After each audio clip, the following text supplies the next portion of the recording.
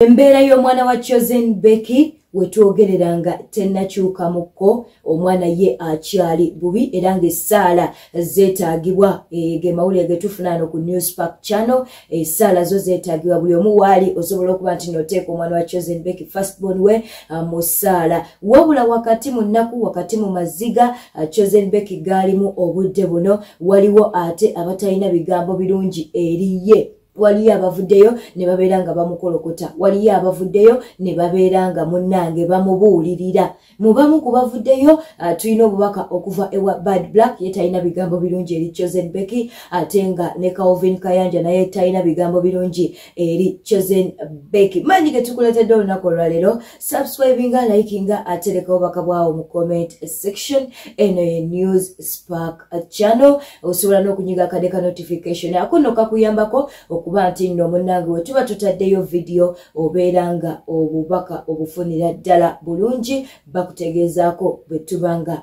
tubutaddeyo. Tuli wa Chosen Becky.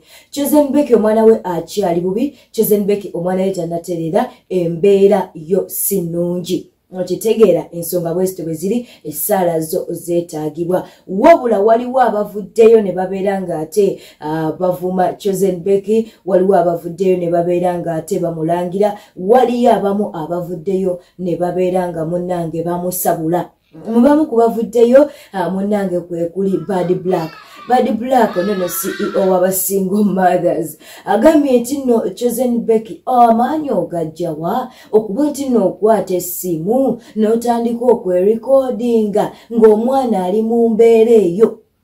Kiriza tukuwe obubaka Bad Black bwatadde ku mutimbagano era nga buno obubaka abuweereza Chosen Becky naawe osobola okuba nti nate tusomasomamu ffenna osobola okuleka obubaka bwawo mu comment section nga gwe otubuulira ku nsonga zino Bad Black ate zayogeddeko. Message yeeyo n'omwana wa Chosen Becky munnange ye tannabeera bulungi twagala okuba nti nate twongera okumuteeka mu ssaala buli muzadde yandibadde munnange ateeka omwana wa Chosen Becky mu ssaala kubanga embeera yo si nnungi. Mukitegedde nno ensonga nno bwezityo bwe ziri naye Mukama ajja kubeera ng'omwana ono ate amuwonya. Bwe tuva ewa Bad Black mukwano kansooke mpiseewo obubaka buno mulimu abakyala oba mulimu abaana mulimu abakazi ab'emitima nga gyo tegitegeerekeka wakati mu mbeera Chosen Becky gy'alimu ey'okunyolwa wakati mu mbeera nga munnange omwana we ali bubi nnyo ate waliwo eyavuddeyo n'abaako obubaka bw'ateekayo.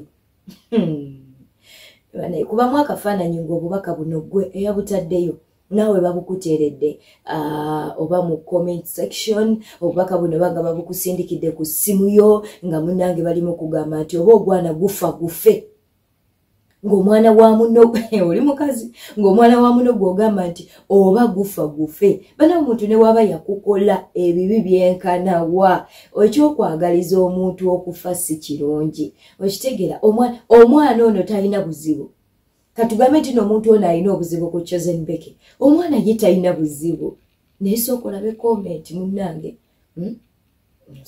nyinza okuba nga nze mbiraba obulala munnange nga comment eno teyina obuzibu bwonna naye gwe oyogera ki ku comment eno omuntu gye yagenze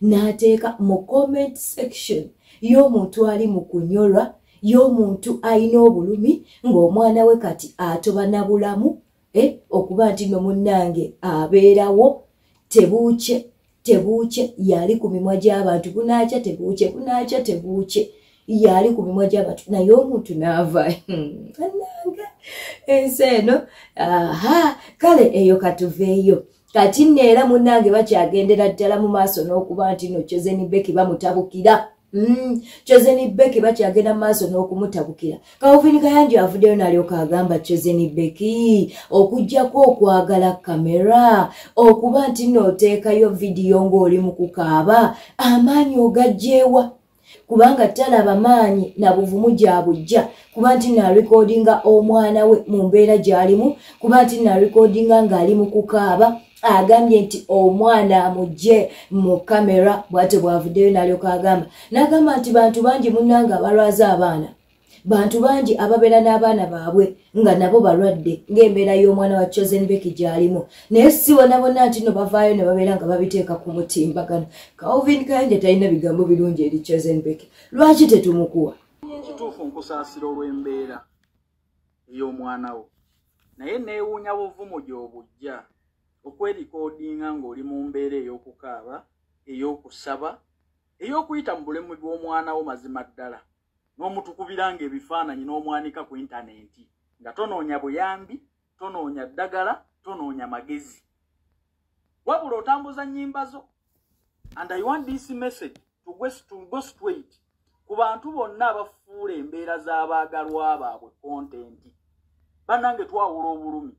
Ffenna twali tulwaziza ku baana n'abaagalwa. Naye n'amaanyi ne sense ekuva mu mutwe ey'okulikodinga omuntu oyo ng'ali mu mbeera mbi oba okwerikodinga ng'oli mu bulumi. Waliwo aba mu bulumi obw'eddala n'ajjayo ekisimu kye n'okaaba n'osaba n'ojjukira nti kati kanziggyeyooko ndikodinge nga bwenkaaba mpositinge oba buba bukyali bulumi oba onoonya likes. Ddala amaziga ge mututeeranga ku intaneti agatambuza ennyimba zammwe nga tegaliimu kigendererwa nti onoonya buyambi, tonoonya ddagala, tonoonya kusonderwa, wabula okulega abantu embeera embi ey'omwana wo naawe mwennyini gy'oyitamu. Njagala tugooyinga essiro. Njagala tugooyinga essiro. Chosen Becky tanoonya ssente za bujjanjabi bwa mwana we nti kyekimumutindya ku intaneti. Tanoonya magezi nti kyekimukaabya amaziga. Ogenda okuwulira amaziga ga postiza atambuza luyimba lwe lupya ng'akozesa ebifaananyi by'omwana we. Ye bannange ku bantu abalogo wano b'omanyi obulungi nti basanyukira n'embeera embi gye tulimu.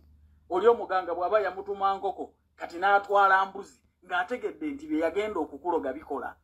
Waliwo omuzadde alimu amagezi atimba omwana we ku intaneti nga tanoonya buyambi. Ddala obwo bulumi bwa ddala oba muli mu katemba nga munoonya likes. Ffenna twali tulwaziza ku baana. Ffenna twali tubaddeko mu mbeera embi ey'okutuusa okukaaba amaziga. Mbuuliraayo gy'ojja gatisi ez'erikodinga ng'oyita mu mbeera embi oba okulikodinga omwagalwawo. Oyo nno ye Calvin Kayanja wabula ne Mama Fina munnange video ey'omwana wa Chosen Becky munnange teyamulese ekyekimu era munnange yavuddeyo naye amaziga ne gamuyitamu. Ng'omuzadde walaba embeera y'omwana ono gy'alimu munnange tosobola butakaaba, tosobola kusigala kyekimu. Ne Mama Fina munnange yavuddeyo n'akaaba maziga olw'embeera omwana ono gy'alimu. Wabula bangi bavuddeyo ne balyoka bamugamba nti ave mu kukaaba ayamba omwana. Wabanga ddala yakulembera mbu abasawo mbu aveeyo ayamba omwana. Njagala okubategeeza nti Katonda yasinga baddiya. Katonda yasinga ekyo kikkirizo oba kigaane.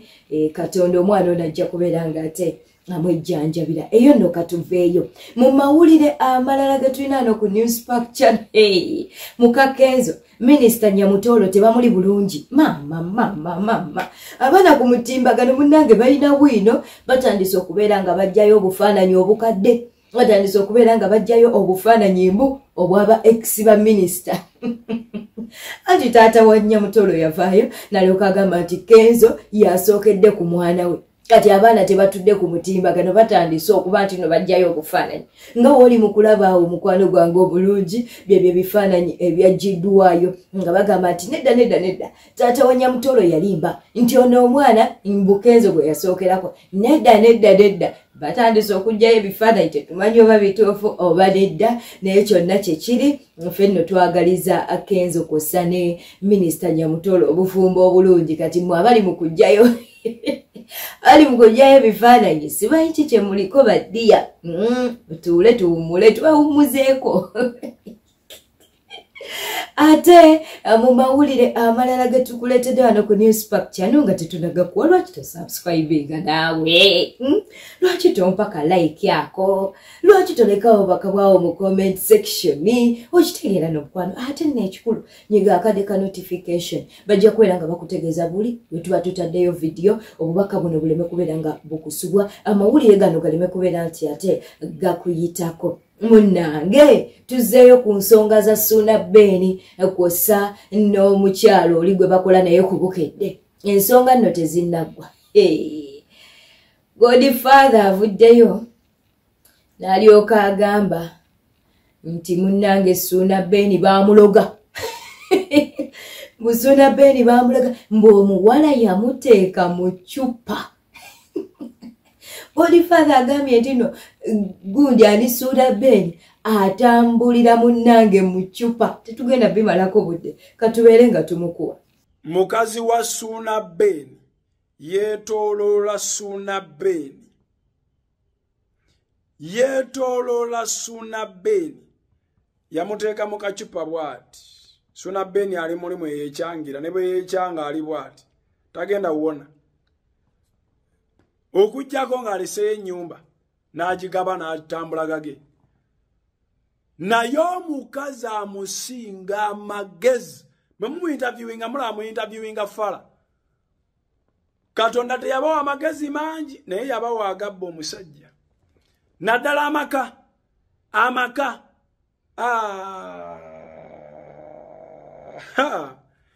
Omukazi yamanya nti siri wa mpeta.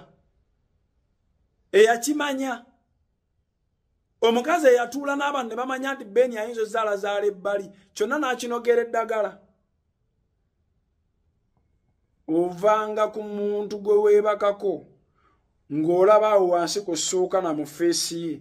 Naye nga ye akulaba wenna mpaka ku nsinziiro ate ng'alaba 180 degrees ng'alaba okuva eri bw'ati. Ede Newspark channel, subscribing, liking, atereka obubaka bwawe mu comment section. Bwetyo nno wetutambudde webale kuba mulabi mulungi wekumire ku Newspark channel, subscribing eri gwatannaba ate munange ya subscribing edda mukwano webale nnyo Mukama akutuwere omukisa ate nawe alese obubaka bwawe mu comment section webalire eddala naye tewerabira okunyiga akade ka notification. Bera bulungi welaba.